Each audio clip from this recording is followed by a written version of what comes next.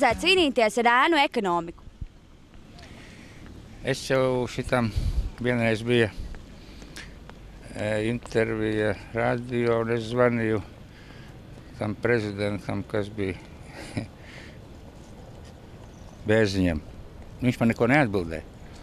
Es viņam teicu, kur paņemiet kādu vāciešu vai ko, lai izšautos negodīgos nodokļu nemaksātājs.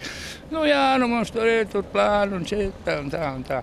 Tā kā es domāju, ka valdība diezgan neefektīvi šī jautājumā rīkojas. Tas ļoti grūti.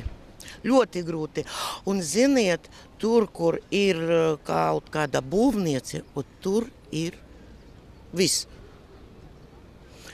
Nu, ko darīt? Visi grib nopelnīt naudiņu, bet mūsu nodokļi un mūsu pensijas ir. Visiem uzņēmējiem vajadzētu kaut kā mēģināt strādāt laikam bez ēnu ekonomikas. Nu, valstī varbūt nodoklis jāsamazina uzņēmējiem.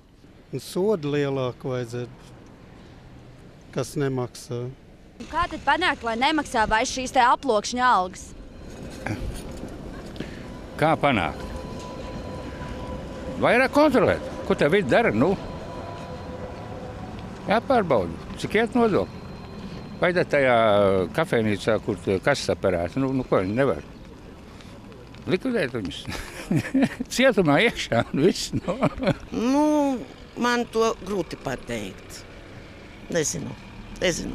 Samazināt nodokļus kaut kādā veidā un to vidi, ekonomisko vidi uzņēmējiem draudzīgāku padarīt, un tad arī varbūt cilvēki vairāk centīsies maksāt tos nodokļus.